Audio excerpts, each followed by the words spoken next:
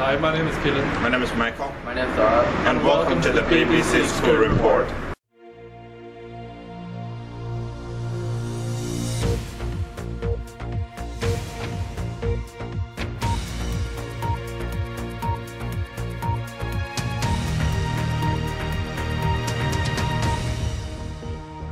Since the introduction of social networking sites such as Twitter and Facebook, more and more young people have decided to socialise online. A recent survey conducted between the year 11 and 12 students showed they spend at least 4 to 6 hours a day posting, chatting, sharing and tweeting with their online friends. Whilst this has become part of our popular culture, when the hours of the week are tallied up, it becomes a massive 28 to 42 hours spent immersed in a virtual world. So what is the appeal of this pastime? Dara's been asking some year 12 students their opinion on these matters. I roughly spend 2 hours a day on Facebook chatting with friends, but I'd also link up at other times, checking messages and posts. I would say some of the main benefits of using social networking sites would be you're able to meet new people, you're able to connect with others, and on the nights that you can't socialise, you're able to click on a website and go on and socialise. I think it's a fun and convenient way to use it. I spend about the same amount every day on Facebook and social networking sites. I use them to stay in touch with friends I don't get to see every day in school, and plus it's a good way to meet new people by linking up to your friends' friends.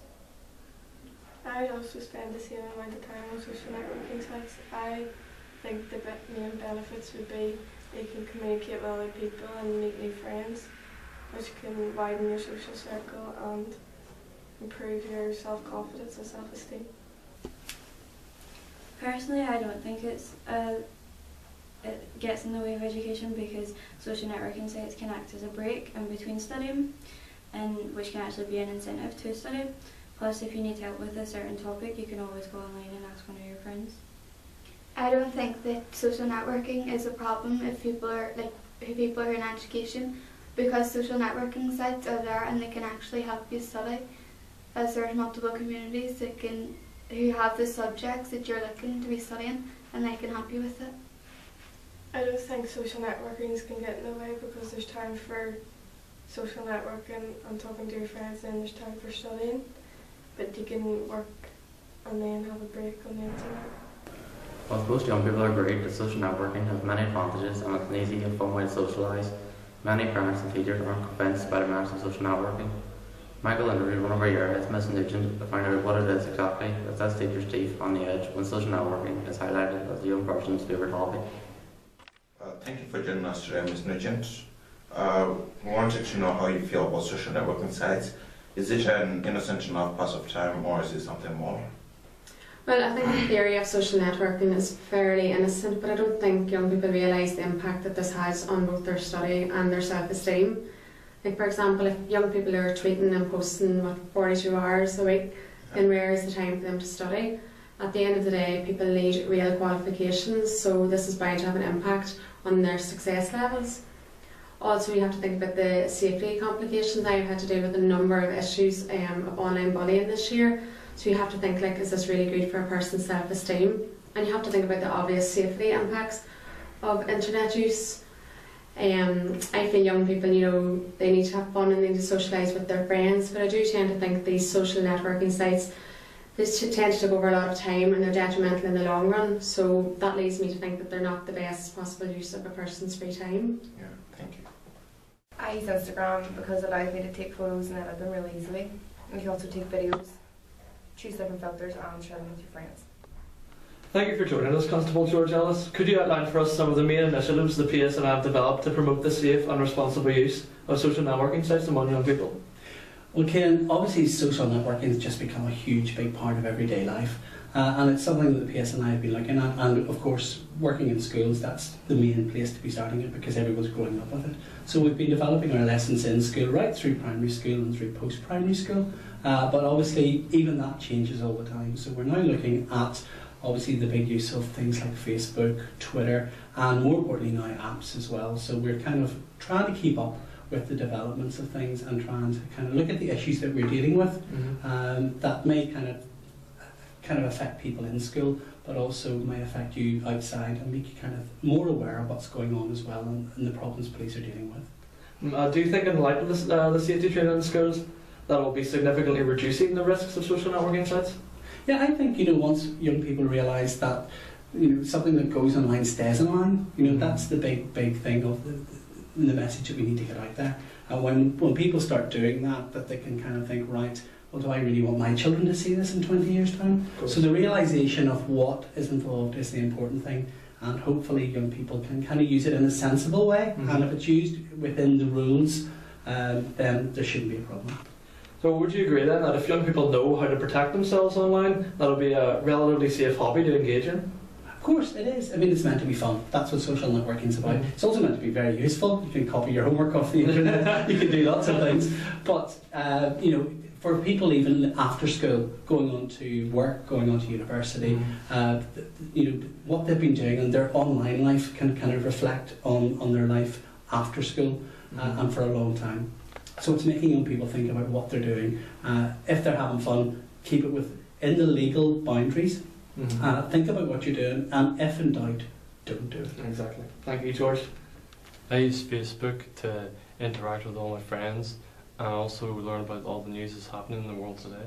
As you can see, social networking can be an enjoyable and innocent pastime if it is used correctly. However, this is enough to pacify worried parents who believe that Facebook is interfering with valuable study time. With me in the studio, I have Mrs. Loughren, who told us her feelings about social networking.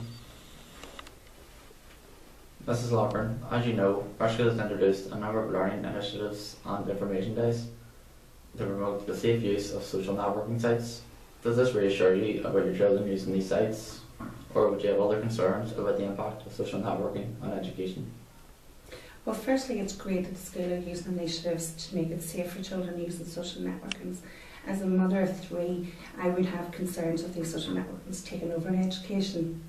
I wouldn't be worried so much about my 22 and 19-year-old, but my 16-year-old is a really, really important year for him. He's only 16, doing his GCSEs, and I can see him on a numerous occasion, the phone's out, doing homework, the phone's out, during dinner time, the phone's out, during bedtime, the phone's out.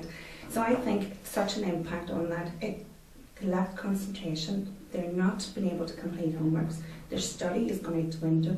So I would have a major concern about his studies and his results of his GCSEs. It was only this morning when I was listening to Radio 2 where a research was taken out that people who go to bed with their mobile phones beside them have more chances of opening their phone and checking their Facebook or Twitter. And one thing that stands out is the light comes on, the brain says you must be awake. So that alone, waking up during the night and not having a full 8-hour sleep, it's going to have such an impact on their education as well. Mrs. Loughren, if social networking sites were more linked to education, would you feel more comfortable letting your children on these sites for a longer period of time? I think when the education come in and they do link it with these Facebook, and it is being through the initiatives to show the importance and how to use it properly, I would be more inclined to support it more, yes. Thank you.